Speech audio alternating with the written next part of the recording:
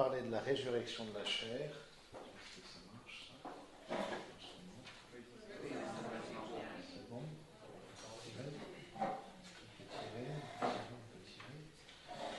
Avant de parler de la résurrection de la chair, un petit cours rapide d'anthropologie. Anthropologie, vous savez, c'est l'anthropologie, c'est le langage sur la personne humaine, sur l'homme. De quoi est composée la personne humaine? C'est important pour ce qu'on a à voir, et puis ça a énormément de conséquences, parce qu'il y a plusieurs visions évidemment de la personne humaine, comme vous en doutez. Dans la personne humaine, et entre autres la relation entre l'âme et le corps. L'âme,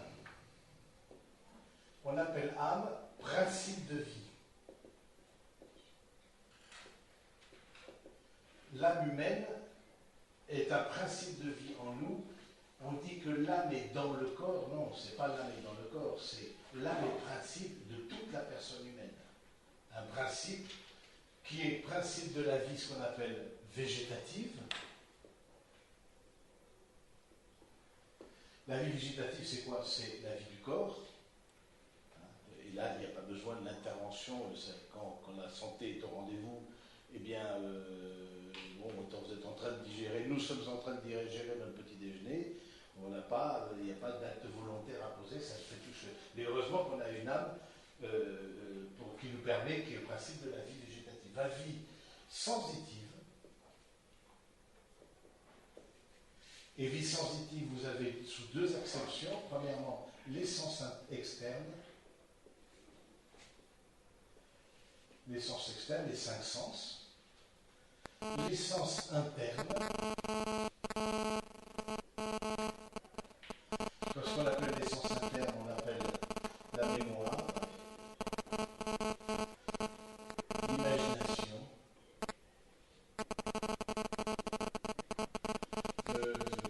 mémoire et imagination, ce qu'on appelle la cogitative. C'est assez intéressant, la cogitative. Un petit mot sur la cogitative, parce que ce qu'on appelle chez les animaux l'estimative. Qu'est-ce que c'est que la cogitative? C'est une situation particulière, qu'est-ce qu'il convient de faire ou pas? Est-ce que ça me paraît adapté de faire ceci ou on peut dire, mais qui est lié à notre vie sensitive, à une relation? C'est un peu le lien entre l'intelligence et l'émotion. C'est-à-dire que je perçois, tiens, cette personne-là, elle a fait tel geste à tel moment, ça ne convient pas, c'est pas adapté à la situation. Alors, même si je le mettrais comme ça, ou je vous parlais toute la vie, non, pas vers nous, c'est pas adapté. Donc la cogitative, c'est ce sens, et c'est très important, qui permet de voir ce qui convient de faire, et pas convient de faire dans le sens convenance sociale, alors, ça peut, mais qu'est-ce qui est, après discernement, qu'est-ce qui est idoine par rapport à telle situation, telle circonstance, tel lieu, en fonction du lieu où on est, si on est sur une plage, si on est dans une église, on fait des choses qui sont différentes. Si on est avec une personne, avec son chef, si on est avec son conjoint, on fait des choses différentes, etc. Du coup, c'est intéressant de voir que la cogitative, et je dis ça parce que, moi j'insiste beaucoup dans la préparation au mariage, c'est que les conjoints aient une perception des événements et des personnes assez raccord, assez, et je pense que ça, et je suis très, très attaché entre autres à la communion des intelligences, c'est-à-dire que vous puissiez avoir la perception du réel, vous puissiez réagir peut-être sur des angles différents, mais vous puissiez vous comprendre. Si vous faites une blague et qu'il faut expliquer la blague à l'autre, pourquoi c'est drôle, évidemment, ça peut être lassant au bout de X années, parce que voilà.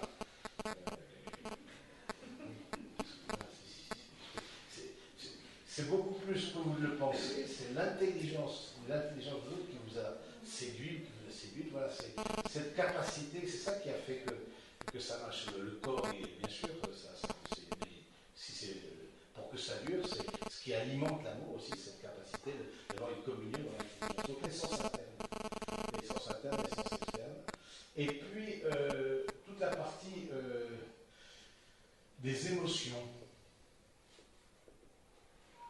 des émotions, alors sous deux aspects. Vous avez ce qu'on appelle le concupiscible. Le concupiscible, c'est-à-dire des émotions qui nous tendent vers le plaisir, tout ce qui est en rapport avec la joie, le plaisir, etc. etc. Vous avez l'irascible.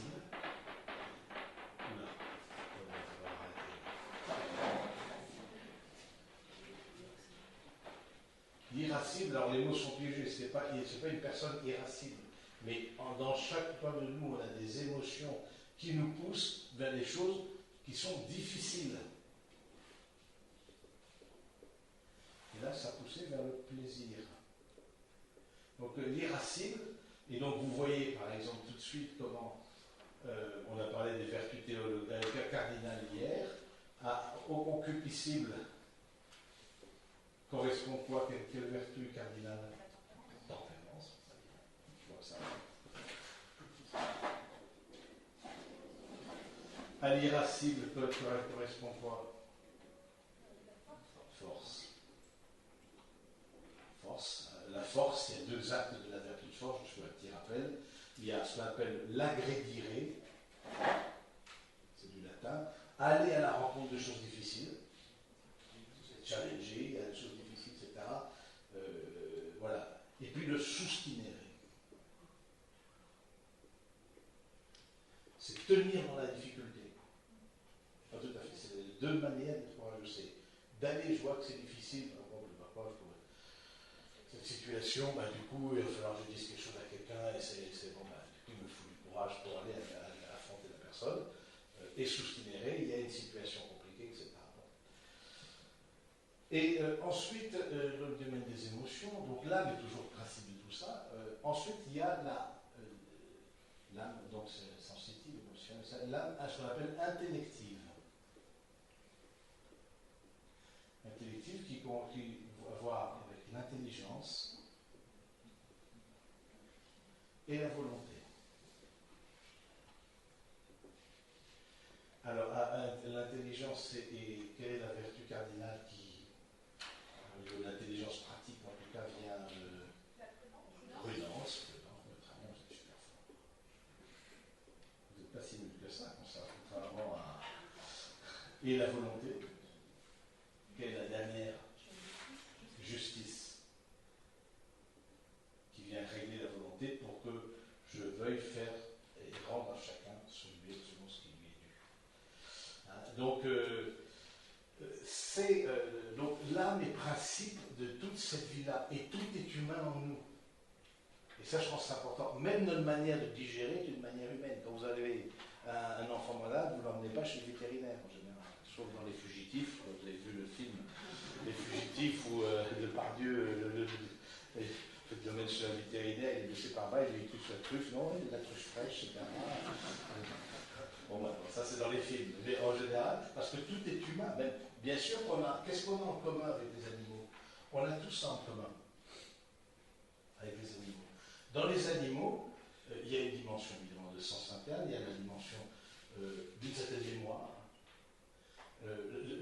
d'une estimative, parce que dans cogitatif, il y a cogito, donc il y a intelligence, il y a raison, donc on dit estimatif. L'animal sait s'il doit aller dans telle situation, dans telle autre, etc. Mais ça, c'est de l'instinct et de son expérience. Donc les mémoires, il voit que s'il va vers son maître, il aura à manger, donc il retournera vers, etc. Et il y a des émotions. Il y a des émotions chez l'animal, le plaisir, l'émotion donc du coup de défense au territoire, donc du coup d'attaquer, etc.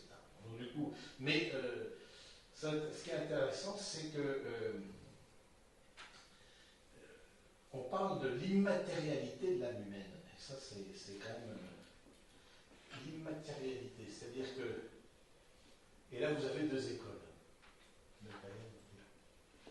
L'immatérialité, c'est-à-dire que dans la personne humaine, il y a quelque chose qui transcende la matière, qui va au-delà de la matière. Et quand on dit âme, on ne parle pas de religieux, là, on n'est pas du tout dans le religieux, on est dans la philosophie. C'est-à-dire que vous avez des philosophes comme Platon, par exemple, comme Aristote, qui parlent de l'immatérialité de l'âme. C'est-à-dire que, à la perte, à la séparation de l'âme et du corps, donc âme et corps, c'est ce qu'on appelle la séparation, alors qu'il y a une union substantielle de l'âme et du corps, c'est-à-dire que l'âme est faite pour notre corps et le corps est fait pour notre âme. C'est pour ça que la réincarnation, pour moi, n'a pas beaucoup de sens, parce que notre corps a fabriqué aussi notre manière de comprendre les choses, notre manière notre volonté, notre courage. Une personne qui a un handicap, une personne qui a une maladie, une personne a développé un courage que n'auront pas développé, et ça c'est bien dans son âme. Et à contrario, ce qu'on appelle des difficultés émotionnelles, ce qu'on appelle des maladies psychosomatiques, qui rejaillissent dans le corps. On dit l'eczéma, etc. Donc, du coup, ça vient des émotions. Des émotions qui... donc cette union, ce qu'on appelle substantielle, et la mort est un état de violence. Pour nous, on ne peut même pas s'imaginer sans notre corps. On ne peut pas s'imaginer. Je veux dire, la mort est un état de violence. On n'est pas fait pour... Parce que nous ne sommes pas des êtres spirituels, nous ne sommes pas de nature angélique. Nous ne sommes pas non plus de nature animale, simplement. Oui, on a en commun avec les animaux, mais on n'est pas de nature que animale. C'est ce qu'on appelle, Aristote donnera la personne humaine comme un animal rationnel, doué d'une intelligence et d'une volonté. Et ça transcende la matière. Ça va au-delà de la matière. Et vous avez une autre école, c'est le matérialisme. Alors, c'est défendu par plusieurs philosophes.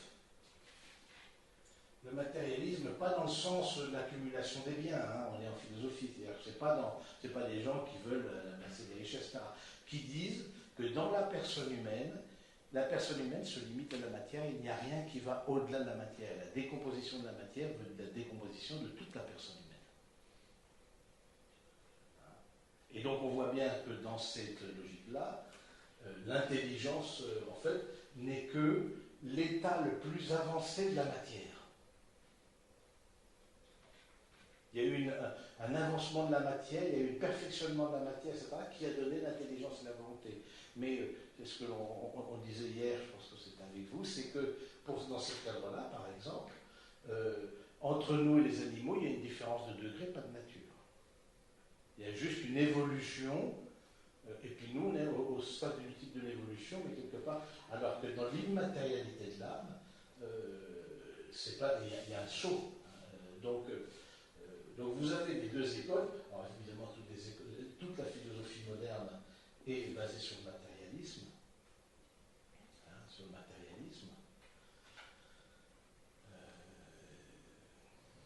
et donc aussi quelque part dans la manière de connaître, ça a une implication, parce que l'intelligence, comment est-ce qu'on connaît? On connaît par nos sens, les sens externes. Les sens externes, il y a un adage qui dit que rien ne rentre dans l'intelligence sans passer par les sens, les 5 sens. Comment est-ce qu'on a pu se connaître? On s'est déjà vu, on s'est écouté, etc. Comment vous êtes connus? D'abord, il y a eu le corps de l'autre, le visage de l'autre, etc. Bon, c'est les 5 sens qui viennent féconder mon intelligence et la nourrir, alors que dans des visions plus matérialistes, vous avez, c'est qu'il y a quelque chose qui, chez Kant, par exemple, qui est vraiment le philosophe par excellence qui parle de ça, c'est il y a une connaissance a priori. A priori, ça veut dire quoi? Ça veut dire que, et ça vient entre autres de Descartes.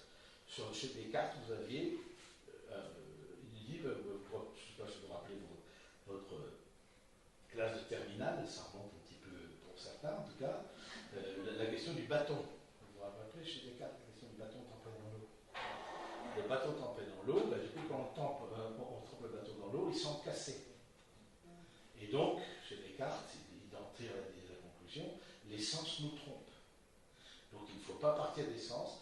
Il dit non, je pense, c'est parce que je pense que je suis. Je pars d'une connaissance a priori, ce n'est pas le réel qui vient féconder, c'est moi qui dis au réel qui il est. Et non pas, c'est pas le réel qui vient féconder mon intelligence, qui me permet d'abstraire du réel et de nommer des choses. Ça a des conséquences énormes en plan théologique. Vous voyez, vous arrivez bien, ça a des conséquences énormes en plan théologique. Si c'est le réel qui féconde mon intelligence, du coup je suis dans une attitude d'accueil. Par rapport à ma relation avec Dieu, évidemment, ce sera différent.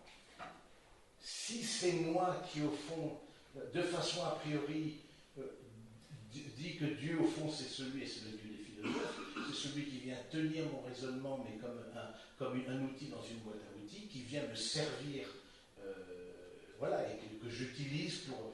c'est pas du tout pareil, on n'est plus dans une relation.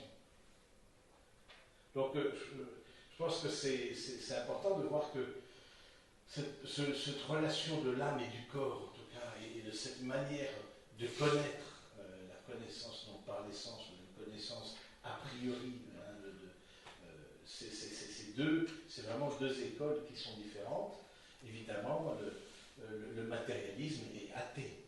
C'est le matérialisme athée, vous entendez parfois cette expression-là, hein, parce que l'homme lui-même se suffit, disons, son intelligence se nourrit d'elle-même, et ça a donné beaucoup les idéologies du XXe siècle. Parce que l'idéologie, précisément, c'est le refus de se laisser questionner par l'extérieur. C'est que je me repais de mon intelligence. C'est mon intelligence elle-même qui circule en boucle, quelque part, fonctionne en boucle, et donc du coup je ne suis plus dans l'accueil extérieur, et encore moins dans la critique ou la remise en cause, mon intelligence là. Donc le matérialisme athée a été à l'origine des grandes idéologies meurtrières du XXe siècle, alors vous pensez que justement la raison, au XIXe siècle, c'était la Révolution française, la déesse raison, etc., donc elle allait nous sauver, le progrès allait nous sauver.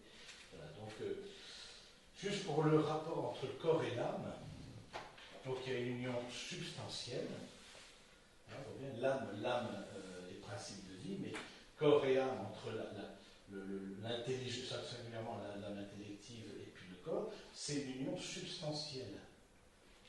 C'est-à-dire on ne peut pas exister sans l'un sans l'autre, substantiel.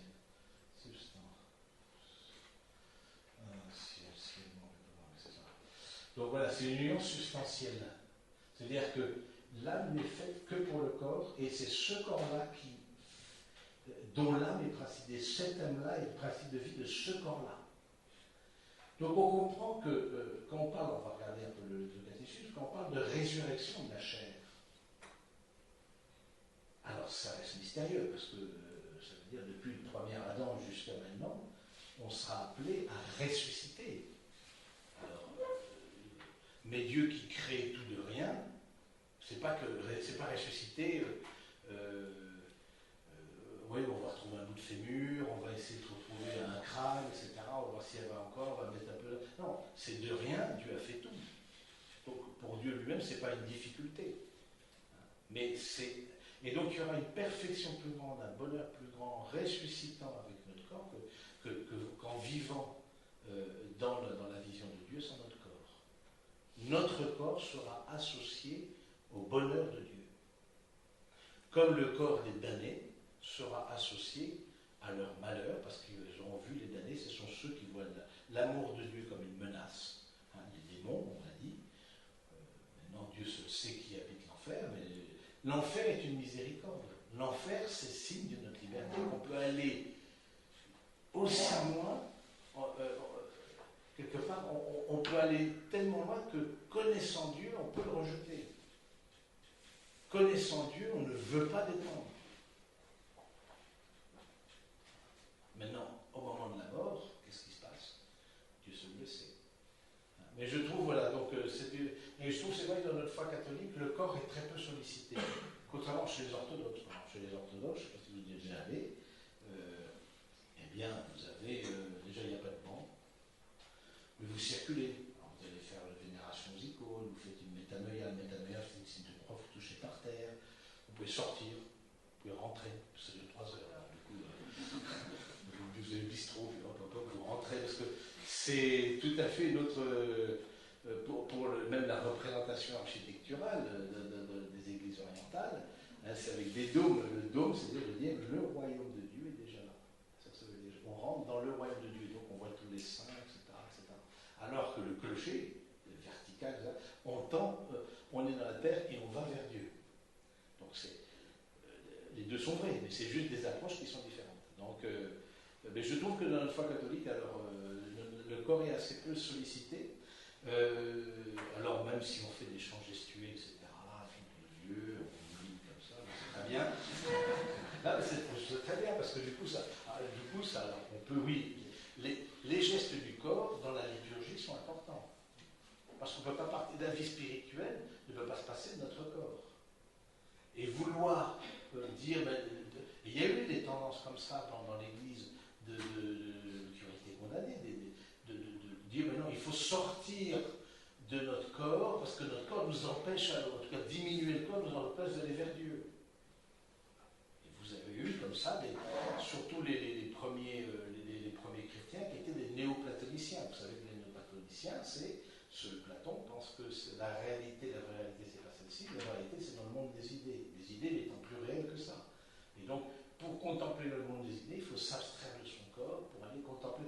Mais c'est pas du tout une vision chrétienne. Même si les premiers chrétiens, parce qu'ils ont dit, oui, mais ce qu'a retenu l'Église, c'est plutôt une vision d'Aristote, qui dit que mon corps et mon âme sont appliqués dans ma vie spirituelle. Qui fait faire l'ange fait la bête. Le dicton. Et il y a eu comme ça des gens, que ce soit les cathares par exemple, les purs, dès qu'il y a des gens qui veulent laver plus blanc que blanc. Oui, du coup, on se dit, mais du coup, la dimension d'incarnation. Mais l'Église a mis du temps, ne serait-ce que par rapport à la vocation du mariage. L'Église a mis du temps à trouver. Là, quand vous économisez Saint Paul, le mariage, bon, c'est ceux qui ne peuvent pas se retenir, donc ils prennent femme et c'est tout. Voilà.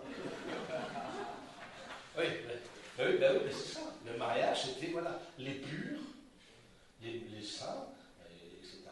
Ce sont ceux voilà, qui vivent dans la continence, et du coup, ça a été toute la mise en avant du monachisme, de la vie monastique dans l'histoire de l'Église. Il y a une vie monastique qui a été très valorisée, qui était la manière d'avoir le martyr comme suite du Christ, mais à la conversion de l'empereur Constantin en 325, du coup tout le monde, le christianisme s'est répandu dans tout le bassin méditerranéen, etc. Et du coup, comment on se disait, mais comment suivre le Christ de façon la plus radicale? Et du coup, ça a été la vie monastique.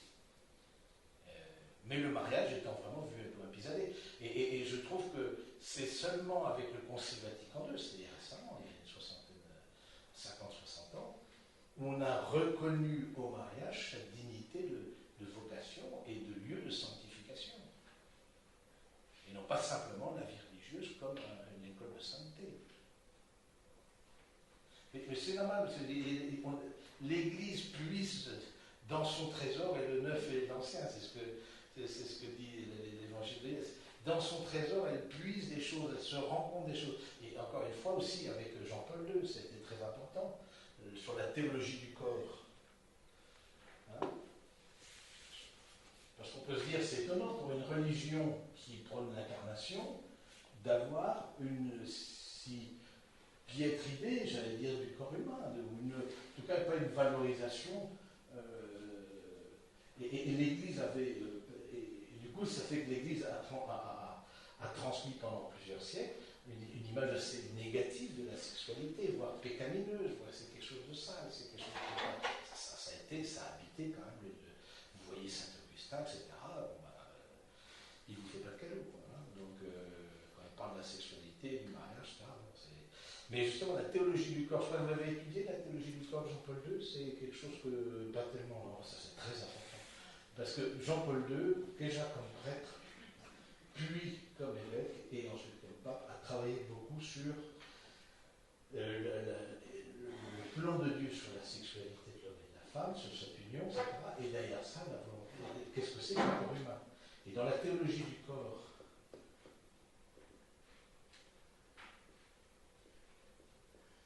de Jean-Paul II, donc c'est pas le corps de Jean-Paul II, hein, c'est la théologie de Jean-Paul II. Donc vous trouverez, je ne vais pas apporter ici, mais peut-être un livre qui est assez connu, c'est de Yves Semel, la sexualité selon Jean-Paul II.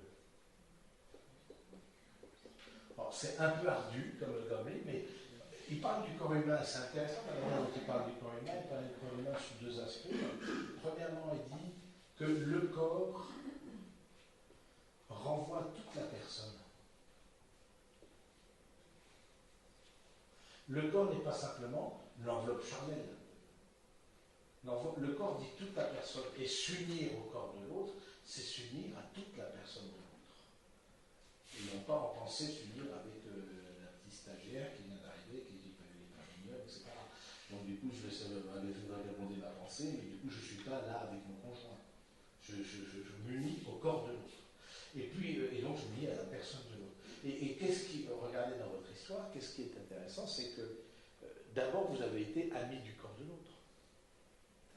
Bien tout honneur, bien sûr, ça va sans dire, mais vous avez été le corps de l'autre, quelque part, vous avez envoyé une image positive, quelque chose qui vous a attiré, le visage de l'autre, la manière d'être, la manière de se mouvoir dans l'espace, etc., etc. Vous avez été d'abord amis du corps de l'autre. Parce que le corps reflète la personne. Et le corps dit quelque chose. Et puis, deuxièmement, j'ai encore de l'insister sur un autre point, c'est que le corps rend visible l'invisible.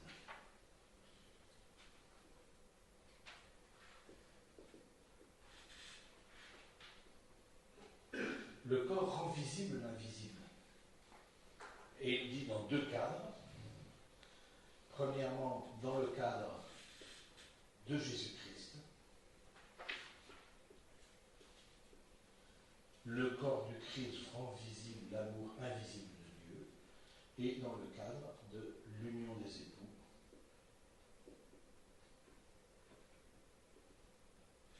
Et c'est pour ça qu'il dit que l'union des époux n'a pas simplement une vertu procréatrice, elle a une vertu aussi unitive.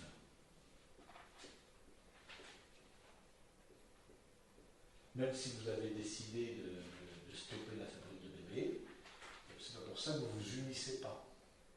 Parce que justement, le corps rend visible l'amour invisible qui vous habite. Comment est-ce qu'on fait pour rendre visible l'amour? Montrez-moi, c'est par le corps que je le montre. Évidemment, en Jésus, le corps du Christ, offert pour nous sur la croix, rend visible l'amour invisible du Père. Donc et évidemment, le corps, ça renvoie, on est entouré de corps partout dans la foi catholique, si j'ose dire. Il y a le corps de l'Église que forme l'Église, c'est ce qu'on appelle le corps mystique, et puis il y a le corps eucharistique.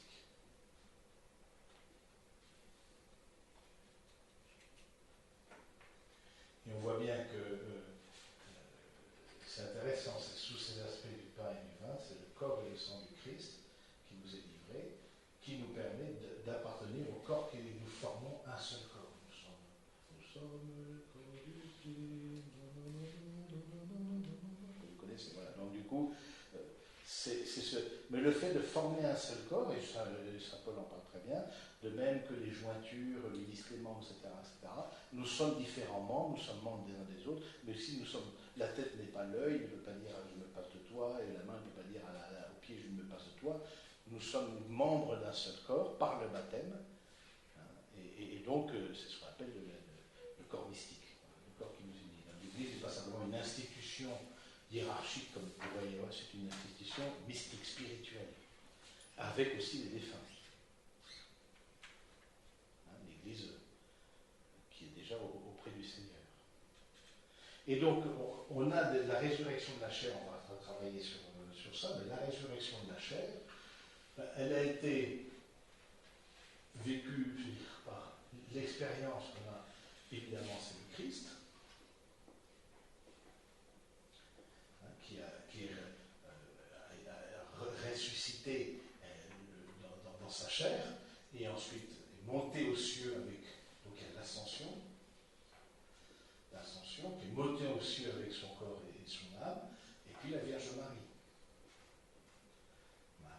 Marie avec l'ascension. C'est quoi la différence théologique entre ascension et assomption? Parce que dans les deux cas, on se retrouve avec le corps et l'âme. Alors, Jésus est mort aussi. Alors, il y a deux traditions, ça c'est bien, il y a deux traditions par rapport à l'assomption. vous avez ce qu'on appelle la dormition, et puis le fait, et l'assomption. Voilà, et donc le dogme, parce que c'est le dernier dogme qui a été proclamé par Pie XII, hein, de dire que Marie, il ne sépare pas, parce qu'en Orient, on parle plus de dormition, et Marie aurait été élevée en âme et corps au ciel. La tradition catholique veut plus dire qu'il y a une mort, une rupture, comme là où je suis, là aussi sera mon serviteur. Donc ça base sur un certain nombre de paroles du Christ. Donc évidemment, ça s'applique de façon suréminente à la Vierge Marie. Hein, donc du coup, là où je suis, je serai mon serviteur. Donc si la Marie a été la suite du Christ, il n'est pas déraisonnable de penser qu'elle l'a suivi aussi dans la mort. Oui, dans le raisonnement théologique, c'est souvent comme ça que ça fonctionne. C'est l'argument de convenance. C'est-à-dire qu'il convient au disciple qui n'est pas plus grand que le maître. Donc si le disciple suit le maître, il n'est pas impensable de penser que de concevoir que Marie a été morte. Bon, mais c'est des traditions différentes. Dans le dogme lui-même, Pie XII dit à la fin de sa vie terrestre. Il ne dit pas comment, à la fin de sa vie terrestre. Mais bon, ce n'était pas ça que je voulais dire. Quelle est théologiquement la différence entre ascension et assomption?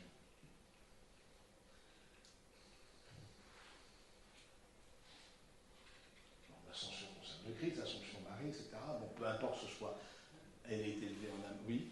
L'assomption, on monte. Oui. Et l'ascension, on monte, mais il y a une version en redescend après. Non, on descend pas. Non, sinon ça se saurait. Si Jésus était redescendu pour Dieu dans la gloire, ben, c'est simple. Hein. C'est prévu. Voilà, on voit qu'il y en a qui ont été à bonne école, formés. Dans l'ascension, le Christ est principe actif. Dans l'assomption, assomption veut dire assumer. Mais assumé par qui? Assumé par Dieu. Mais le Christ doit pas être assumé par Dieu puisqu'il est Dieu. Donc lui-même est le principe actif de la glorification de son âme et de son corps humain. Donc on a vu l'âme et le corps humain du Christ, hein, vous vous rappelez bien, vous regardez tout, hein, je sais que les deux natures, etc. Donc cette nature humaine, elle a été en contact avec le Verbe de Dieu, elle a été élevée parce que c'est le Verbe de Dieu, mais il n'a pas besoin d'aide, alors que l'Assomption, et pour nous ce sera pareil, on va être assumé. Marie est la première, hein, comme on dit, le premier grand chemin. Bon voilà, c'est la première qui nous trace le chemin, voilà, qui a été assumée comme nous le serons. Alors, elle de façon particulière, parce que sa vocation était particulière, mais elle est source d'espérance pour toute l'humanité. Et c'est assez intéressant que ce dogme de l'Assomption a été fait, je pense, en 1951. Et c'est après la Deuxième Guerre mondiale. Tout ça, c'est intéressant de le relier aussi à la... Parce que l'Assomption de la Vierge Marie, ça se fête depuis des siècles. Hein, le vœu de Louis XIII, etc. Bon, bah, tout ça, donc ça c'est dans la foi de l'Église, bien avant que le dogme soit édicté, c'est souvent comme ça. Il y a d'abord la foi populaire, c'est l'Église elle-même qui dit, voilà, Marie est montée avec son âme et son corps. Et donc, dans l'Église aussi, bah, on voit le traité de l'Esprit Saint, et du coup, le théologien travaille là-dessus. Hein, donc, du coup, mais c'est beau de voir que ce soit après la Deuxième Guerre mondiale, où la personne humaine a tellement été dégradée. Justement, c'est un signe d'espérance que le péché est tellement manifesté dans les guerres en général, et singulièrement dans celle-ci, que le péché n'aura pas le dernier mot sur notre âme et notre corps. Mais en Marie, on voit comme une espérance, celle qui redonne confiance à la nature humaine. Ce qui nous redit la beauté de la nature humaine, malgré tant de laideur, malgré tant de souffrance et de défiguration.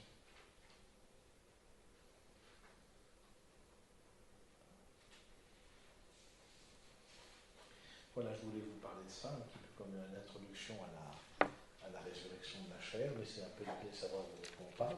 Alors, si vous voulez distribuer les feuilles.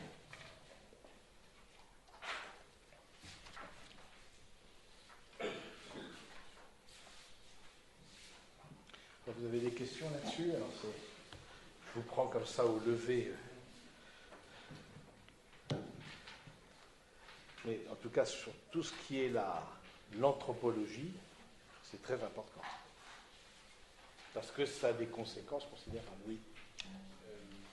Dans nos entourages, mais aussi dans la vie civile, politique, etc., dans la société, on observe de façon fréquente dans l'entourage, je pense à plusieurs situations où on peut assister à des crémations de personnes datées, et on voit quand même une sorte de parodie. La parodie, c'est peut-être méchant, mais une sorte de parodie de spiritualité. On rappelle les nouvelles choses qu'on peut faire, Oui. etc. Et ça se suit par une grande émotion générale, par une sorte de culte qu'on pourrait presque assimiler à un culte des saints, Oui. des saints, pour des gens qui se proclament agnostiques ou athées, Oui. parfois athées militants, c'est des cas précis. Mais je mets aussi ça en parallèle avec ce qu'on observe dans notre République, par exemple, lors des panthéonisations, Oui. dans une ancienne Oui. église. On va Oui, faire mais une cérémonie et louer les vertus de quelqu'un. c'est une canonisation. Et on entend dans toutes ces circonstances-là, on entend dire il vit toujours par ceci, par cela, par ce qu'il a laissé, par les œuvres qu'il a faites. Et ça se situe quelque part entre les deux catégories que vous avez isolées, l'athéisme et notre spiritualité de nous, chrétiens. Oui. Et alors, je le dis, je ne sais pas si c'est une question, mais enfin, c'est quelque chose qui, moi, me frappe à chaque fois, quelquefois m'énerve d'ailleurs aussi. Il est difficile de se résoudre au néant. C'est ça la question. C'est qu'il est difficile, même pour un athée, on dirait l'autre, je suis athée grâce à Dieu, il est difficile de...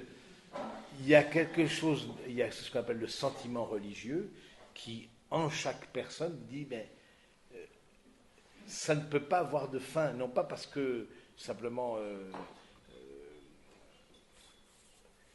on regrette l'être, on va parler de la mort justement, on regrette l'être défunt, etc. Mais il y a comme et on voit dans toutes les religions, les traditions, le culte des ancêtres. Pourquoi la Chine n'est pas devenue catholique? C'est un peu à cause de Rome, j'allais dire, parce que Matteo Ricci, donc jésuite, qui avait été évangélisé en la Chine avec beaucoup de jésuites, etc., mais à un moment donné, l'empereur lui dit, nous on a le culte des ancêtres. Alors on a envoyé ça à Rome. Non, nous c'est le culte des saints. Ah ben non, si tu veux non, je ne serai pas catholique. Bon, on a perdu 1 milliard et quelques de catholiques. Donc comme quoi c'est ballot quoi. Parfois il suffit d'un peu d'un raidissement, alors qu'on aurait pu très bien le culte des ancêtres. Mais c'est parce qu'on a avancé, parce que l'église de Matteo Ricci n'est pas du tout l'église de maintenant. Justement, dans l'inculturation, on essaye de trouver ce qu'on appelle les semences du verbe, de voir comment il y a quelque chose que l'on peut récupérer et qui a à voir avec la vie chrétienne. Et dans cette histoire de panthéonisation, c'est une canonisation qui ne dit pas son nom. Mais même, par exemple, dans l'islam, où il y a vraiment un interdit du culte aux ancêtres, etc., aux défunts, vous avez vu à Tombouctou les mausolées, parce il y avait des personnes qui étaient saintes, et que la population considérait comme saintes. Et du coup, on leur a construit des mausolées, et du coup, les gens venaient vénérer et demander des grâces auprès de la personne qui avait une odeur de sainteté. Dans le lieu où il était. Et du coup, les islamistes sont arrivés là-dedans, ils disent non, il n'y a aucune médiation dans l'islam. Donc du coup, c'était des œuvres d'art. En plus, ils ont complètement rasé les mausolées parce qu'ils disent non, c'est pas dans l'islam pur et dur, ce qui est juste. Ah, oui, donc, mais du coup, c'est tout ça pour dire que dans la personne humaine, par rapport à la mort, il y a ce désir du contact avec... selon les cultures très très différentes, ce contact avec une permanence de l'âme humaine dans l'au-delà. Il y a autre chose. Et ça dès l'Antiquité, dès que l'homme est l'homme, mais c'est aussi une différence avec l'animal. Je ne suis pas spécialiste, mais je ne pense pas qu'il y ait beaucoup d'animaux qui enterrent par exemple leurs morts. Est-ce que vous pourrez poser la question, peut-être des gens spécialisés sur... Peut-être qu'il y en a quelques-uns, mais en tout cas, ce n'est pas d'un acte volontaire et communautaire, et puis de venir se recueillir, etc., sur les tombes des défunts. C'est strictement humain, ça. Parce qu'il y a ce sentiment religieux, il y a quelque chose en nous qui nous dit que Ça peut pas, on n'est pas fait pour le néant. Et quelquefois, et quelque part, je veux dire, ces questions-là de matérialisme et d'immatérialité du corps posent la question, notre vie est absurde ou notre vie est mystère? C'est ça la question. Est-ce que notre vie est juste un absurde? Ou est-ce qu'il y a quelque chose, mystère, ça vient du grec muo, muo ça veut dire caché, il y a quelque chose de caché en nous qui passe nous-mêmes, qui nous transcende. Dans la personne humaine, il y a quelque chose de caché. Et dans le service de la personne humaine, évidemment, le christianisme, etc., a été en tête par l'éducation, par les hôpitaux, etc., parce que justement, il y avait cette identification au Christ qui a pris notre nature humaine, qui dit que dans chaque personne humaine, il y a un respect à avoir, justement parce qu'il y a quelque chose de transcendant. L'homme passe l'homme. Et puis, bon, cette union au Christ après, donc du coup, bon, c'est des choses qui sont très importantes. Et au niveau de la société, c'est très important, parce qu'aussi, pour tout ce qui est le respect de la vie, etc., si je crois que je ne suis qu'un amas de cellules, point barre, bon ben voilà, du coup, on peut faire tout. Là, je voyais aux infos, on enlevait des gènes sur des embryons, on travaillait sur les embryons pour enlever des gènes malades sur une maladie cardiaque quelconque, etc. Mais du coup, voilà, on travaille ça comme un matériau. Je vois par exemple des personnes qui ont eu recours à la PMA, à la FIV, etc. Ils me disent, mais c'est la fabrication, on rentre dans un protocole, on oublie le romantisme, on rentre dans un protocole d'une fabrique. Et je dis, mais fabriquez-en plusieurs, comme ça on verra si ça marche pas. Vraiment, c'est comme une banalisation, quoi. On perd de vue l'humain. C'est ça la question, c'est que la perte de la foi chrétienne nous fait perdre de vue l'humain. C'est pas sans conséquence. Il y a aussi des femmes qui prêtent leur ventre, Oui. qui pendant 9 mois sont coupées de leur famille, vivent dans des lieux spécifiques, et ensuite elles n'ont pas le droit de voir leur enfant, elles le confient à la famille. Oui, alors c'est la GPA, etc. Ça c'est bon, c'est encore autre chose. Ça c'est pas tout à fait. Oui. Oui, non, mais c'est. Bon, ça pose d'autres questions, mais c'est plus de dire est-ce qu'on a le droit à l'enfant à tout prix? Ben non, la nature parfois est cruelle. On voudrait en avoir plusieurs, on en a qu'un, ou on en a zéro, et puis on voudrait, voilà. Le 7e, on l'avait pas forcément prévu, etc. Bon, donc, mais voilà, je trouve que la vie, l'accueil de la vie, justement, c'est ça qui nous descend, qui descend le couple, qui fait que le couple est au service de plus grand que lui. C'est que dans cet accueil de la vie qu'il ne maîtrise pas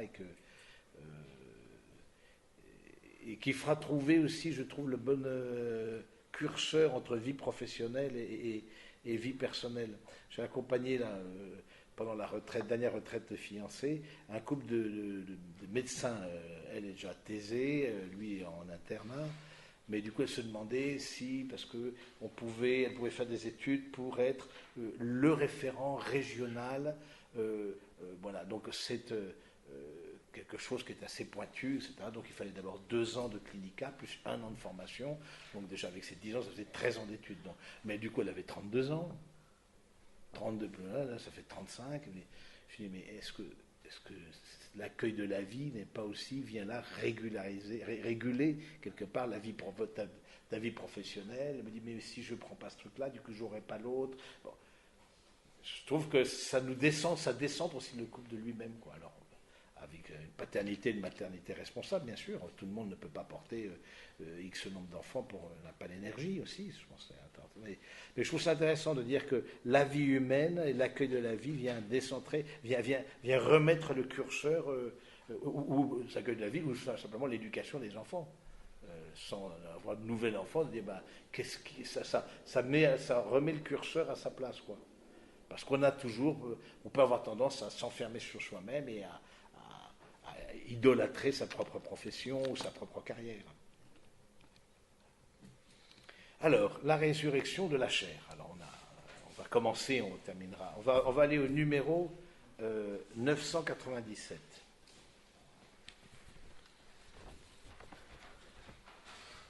dans la mort, séparation de l'âme et du corps, le corps de l'homme tombe dans la corruption, alors que son âme va à la rencontre de Dieu. Quand on dit son âme, c'est son âme intellective, et c'est-à-dire sa volonté, son intelligence. Va à la rencontre de Dieu. Juste un petit point, je ne sais pas, les personnes qui sont handicapées mentales. Les personnes handicapées mentales, on dit de façon pudique, vous avez peut-être entendu l'expression, elles sont blessées dans leur intelligence. C'est pas juste de dire ça. C'est que l'intelligence demande un substrat important au niveau du corps, au niveau végétatif. Si vous avez, pourquoi ne serait-ce qu'une rage de dents, essayez d'étudier intellectuellement, c'est compliqué.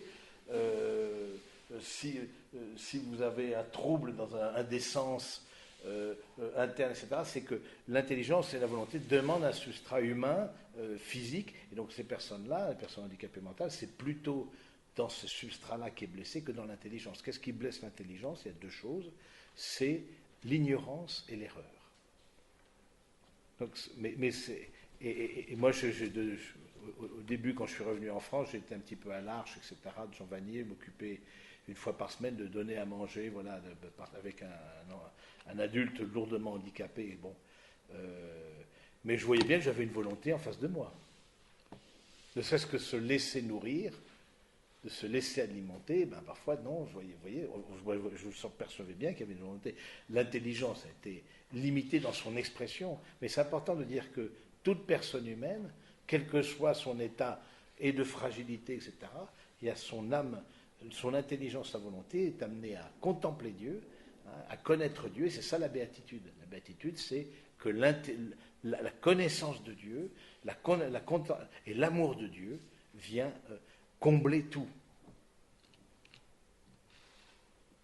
Et vous connaissez la parole de Sainte Thérèse de l'Enfant Jésus par rapport au ver, alors de dire, est-ce que il y en a qui ont beaucoup de capacités, il y en a qui ont peu de capacités, etc., etc. Elle dit, mais non, c'est comme les vers, les saints, c'est comme les vers. Ils seront tous pleins. Donc il n'y aura pas de jalousie au royaume, mais le fait de se former ouvre notre intelligence à une contemplation plus grande de Dieu. Et ça, d'où l'importance, moi alors c'est un peu ardu, c'est sûr, j'essaie de le rendre à peu près digeste, mais la formation, moi je vois au niveau professionnel le nombre de formations qu'on suit, etc. Il y a des crédits de formation, etc. Je trouve ça très bien. Et je ne vois pas pourquoi au niveau de la vie de foi, il n'y aurait pas aussi un travail intellectuel à faire sur votre foi. Et voilà, plus au moins vous en donner le goût, c'est ce que je souhaite. Alors, séparation de l'âme et du corps, voilà, qui tombe, l'âme va à la rencontre de Dieu tout en demeurant en attente d'être réunie à son corps glorifié. Dans sa toute-puissance, Dieu dans sa toute-puissance rendra définitivement la vie incorruptible à nos corps en les unissant à nos âmes par la vertu de la résurrection du Christ. C'est le Christ est notre modèle, nous sommes à l'image, à la ressemblance de Dieu, nous sommes invités à être les disciples du Christ, et toute personne, on verra, qui ressuscitera, tous, parce que si on imagine une plénitude, on ne l'imagine pas sans notre corps, et donc du coup, c'est le Christ est le premier qui nous a ouvert le chemin pour toute l'humanité, qui rend possible et la résurrection et le cœur même de notre foi. Si on ne croit pas en la résurrection, on n'est plus chrétien. Oui.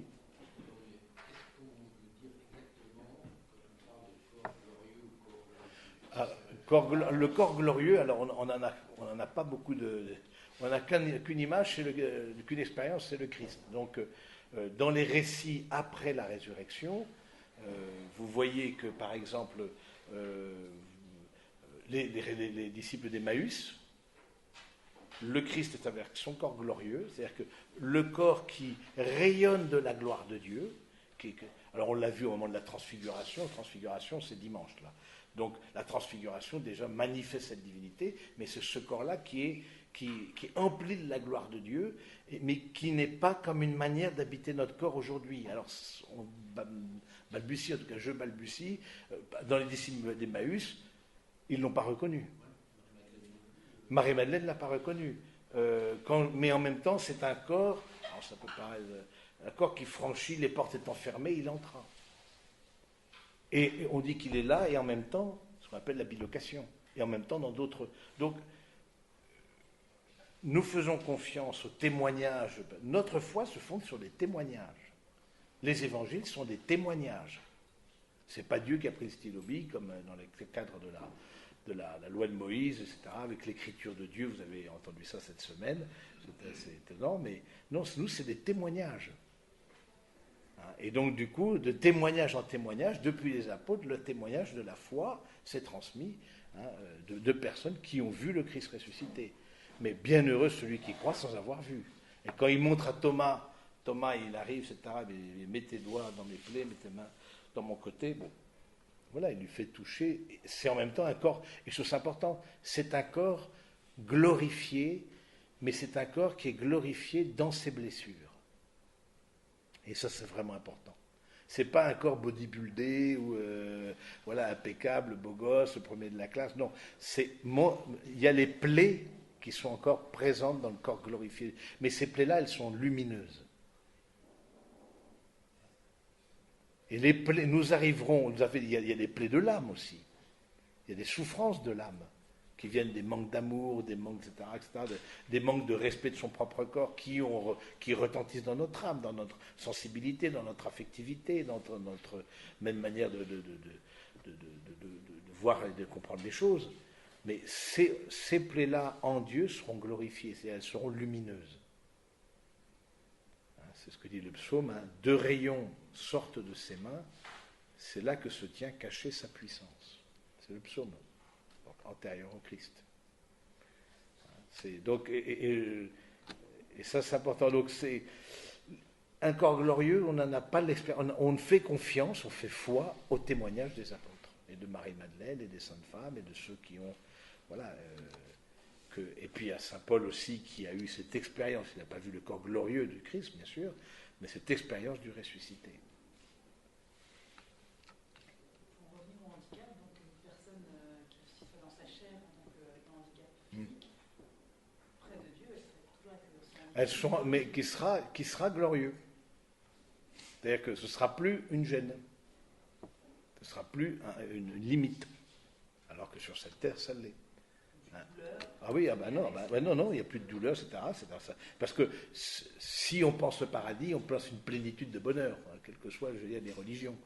Donc il n'y a pas de place pour le mal ne rentre pas au paradis. C'est ce qui fait aussi que la question du purgatoire, du devenir de l'âme après la mort, il y a ceux qui, à mon avis rare, sont damnés, ont choisi eux-mêmes de nier Dieu le connaissant.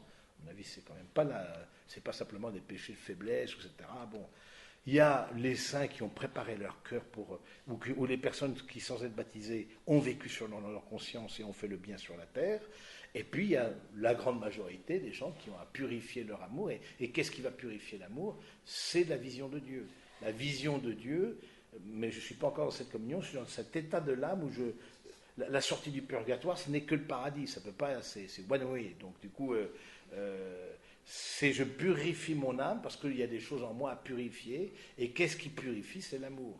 Et la vision de l'amour de Dieu purifiera mon âme de toutes les scories, dureté de cœur, jalousie, impureté de toutes sortes, voilà, toutes ces scories qui m'habitent.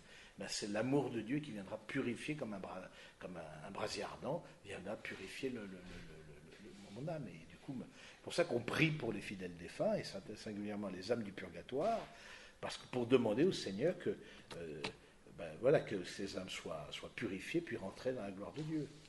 Donc c'est ce qu'on appelle la communion des saints. On prie les uns pour les autres. Et on demande aussi aux saints de prier pour nous, fidèles défunts. Bon. Alors, les saints qui sont canonisés, donc l'Église s'est prononcée, ils sont dans la gloire de Dieu. Et puis il y a tous les autres qui sont en chemin et qui... Mais voilà, c'est important de dire que nos humanités seront glorifiées avec ce que l'on est, encore une fois. C'est pas avec un autre corps. Parce que le principe de l'âme est le principe de vie de ce corps-là.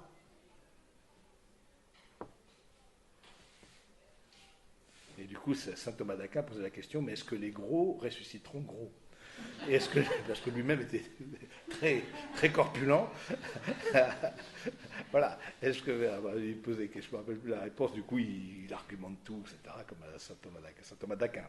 Donc, voilà. Donc, mais c'est intéressant de ce respect du corps et cette glorification. Donc, du coup, ça s'enracine évidemment dans la résurrection du Christ, qui rendra définitivement la vie incorruptible à nos corps en les unissant à nos âmes par la vertu de la résurrection du Christ. On sera, voilà. Ensuite, qui ressuscitera? Tous les hommes sont morts.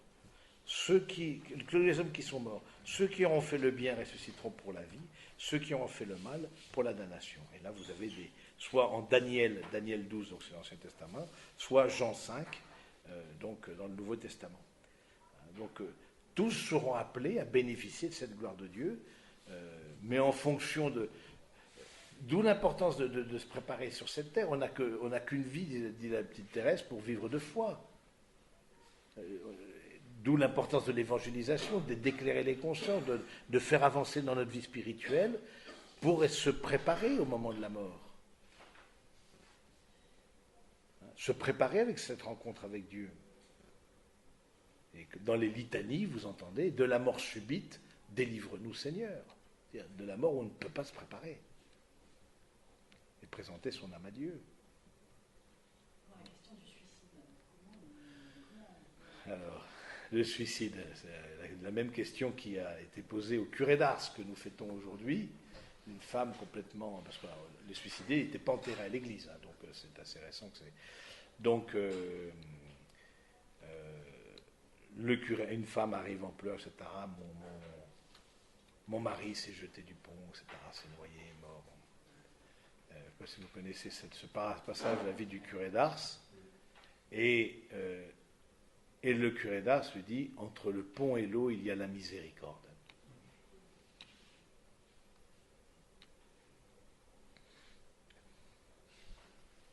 On ne peut rien dire, c'est bon. En quoi... On a été visiter une carrière de pierre qui est proche de l'abbaye, etc. Et la personne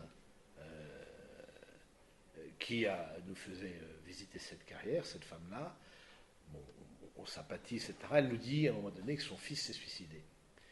Mais son fils avait fait une retraite à Ourscan de profession de foi ou des choses comme ça, et n'avait pas échappé aux ailes indéfectibles du frère Gérard, qui distribue les chapelets Ubi et Torbi, et donc avait reçu un chapelet.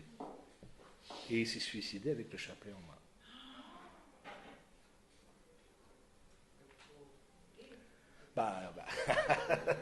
Non mais... oui, bon, Isabelle, on est en connexion directe. C'est l'ascenseur, l'ascension de l'ascenseur, etc. Si vous avez l'occasion d'aller à Ourscan, vous ne pourrez pas échapper à notre cher frère Gérard. Voilà, mais on se dit, à un moment donné, il y a des souffrances, des vies qui sont tellement douloureuses, ou des découragements, ou des attaques aussi du démon, que de désespérance, etc. Mais en même temps, voilà, de personnes qui soit demandent pardon au Seigneur, soit... Voilà, entre le pont et l'eau, il y a la miséricorde. Parce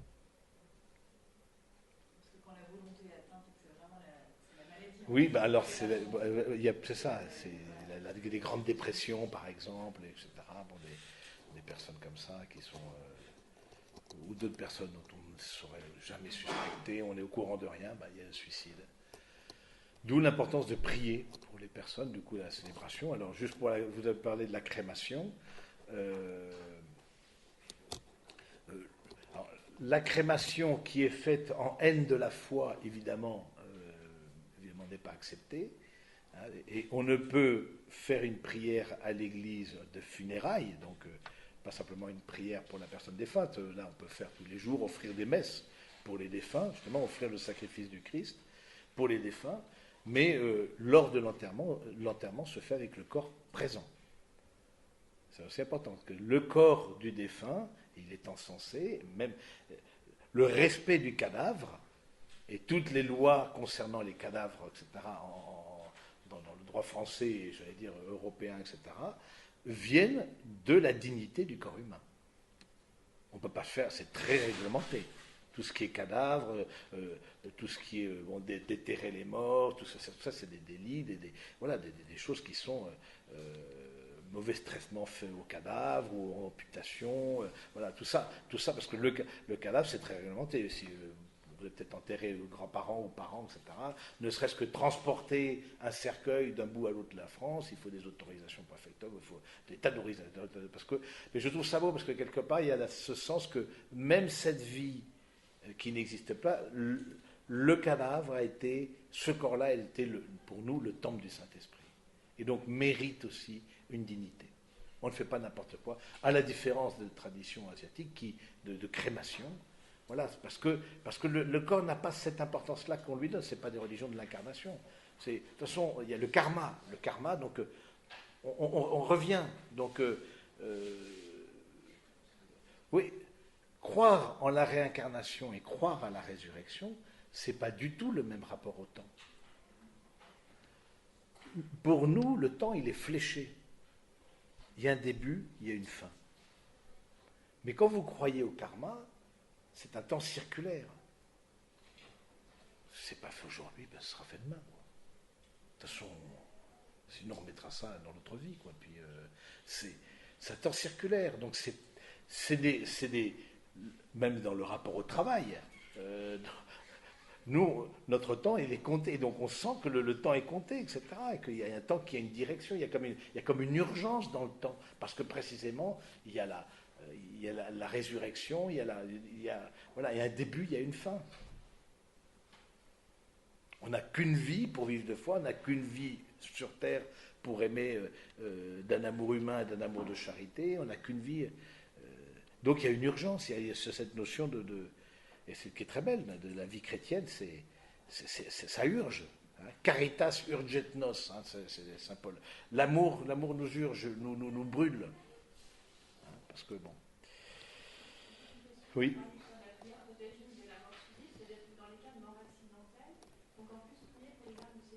Oui, il faut demander, oui, parce que ces personnes-là n'ont pas eu le temps de se préparer. Mais à combien de personnes on a dit, combien parfois c'est difficile quand vous proposez sans parler de mort subite, le sacrement des malades, etc. Combien de personnes, non, ne veulent pas, oui, mais je ne suis pas encore mort, que tu vois, tu veux mon héritage, quoi, j'en sais rien. Non, mais vous voyez, c'est encore dans les mentalités que le sacrement des malades, c'est pour... moi, maman va être opérée, là, parce qu'elle a un problème à la colonne, etc. Je dis, ben, maman, ce serait bien d'avoir le sacrement des malades. Elle était d'accord, tout à fait.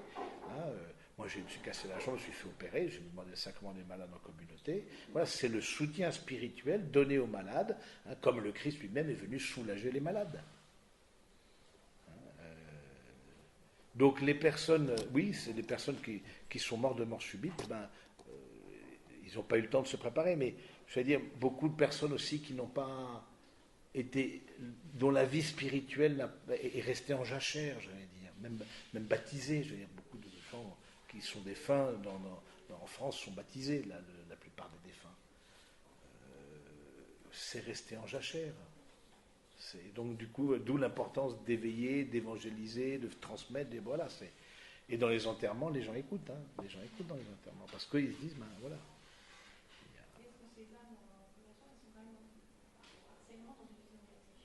Dans une... Oui, je vois Dieu, il y a le fait de voir Dieu sans pouvoir communier pleinement. Et c'est cette purification de l'âme par la vision de Dieu, mais elles ne sont pas dans la plénitude. Il n'y a pas une réconciliation totale. Voilà, donc on demande que cette réconciliation ait lieu à un moment donné, parce qu'il n'y a que l'amour qui rentre dans le royaume des cieux, c'est évident. Il ne peut pas y avoir d'autre chose, il ne peut pas y avoir de dureté de cœur, il ne peut pas y avoir de jalousie. On rentre après la mort, notre âme garde aussi ses facultés. Et d'où l'importance de la conversion avant la mort.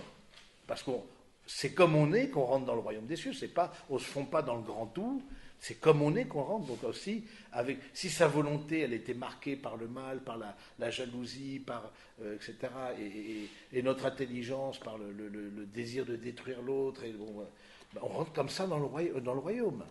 Donc du coup, mais comme il n'y a que l'amour qui rentre dans le royaume, donc il n'est pas interdit de penser, encore une fois, argument de convenance, qu'il y a à un moment donné une étape où la personne, n'étant pas dans une logique de damnation, de nier Dieu, le connaissant et avec toute sa fermeté, le vouloir le nier, mais une étape de purification, voilà.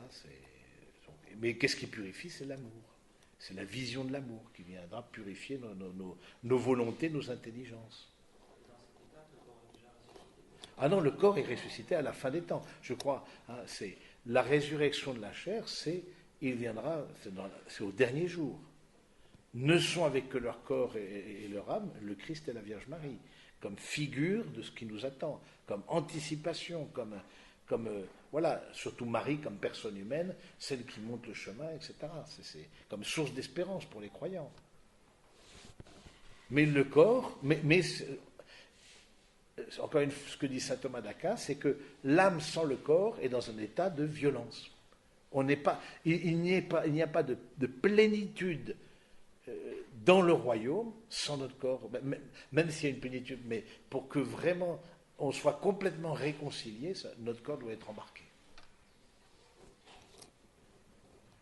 Et ça, il n'y a que les chrétiens qui croient ça. Et je trouve ça très beau.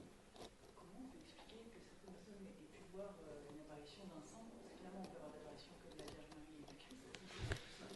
Oui, alors comment est-ce qu'on a pu avoir l'apparition d'un saint, etc. Notre père Lamy, qui est un mystique, etc., a eu l'apparition de gens de son village, qui étaient défunts, etc. C'est que, quelque part, de même, comment expliquer que la Vierge, elle apparaît avec Bridé en Asie, avec les yeux bridés en Asie, la Vierge noire en Afrique. Voilà, c'est que on reçoit selon la manière qu'on est apte à recevoir. Donc, du coup, selon ce qu'on est, quelque part, c'est une image, mais ça ne veut pas dire que la personne est avec son corps. C'est pas matérialitaire, c'est pas en fonction. Je suis pas là pour le toucher. Je veux dire, parce que je ne peux pas imaginer une réalité spirituelle. Que spirituelle, parce qu'on est tellement ancré dans la matière qu'on ne peut pas s'imaginer. Donc forcément, on connaît selon notre mode de connaissance, et notre mode de connaissance implique la matière. Donc s'il y a des personnes qui sont de l'au-delà qui nous apparaissent à certains, ils apparaissent selon le mode avec lequel on connaît, c'est-à-dire aussi avec leur corps. Mais ça ne veut pas dire qu'ils sont ressuscités. De même Lazare, autre chose, parce qu'on dit oui, mais Lazare, il a été ressuscité, etc. On ne parle pas de résurrection, c'est un peu abusif, on parle de réanimation, que le corps est revenu, l'âme est revenue au corps. Mais Lazare est mort, sinon ça se saurait. Alors peut-être, oui. Alors les enfants qui sont décédés avant le baptême, bon, c'est pareil, c'est soit les parents avaient le désir de les baptiser, et donc du coup il y a ce qu'on appelle le baptême de désir, qui vaut baptême, c'est-à-dire parce que c'est parfois il y a des morts subies du nourrisson, voilà, des trucs comme ça. Mais on avait déjà fixé la date, dans l'intention, c'était vraiment bon. Et puis les personnes qui ne sont pas chrétiennes, voilà, ces enfants-là sont pris dans la miséricorde de Dieu. Je veux dire,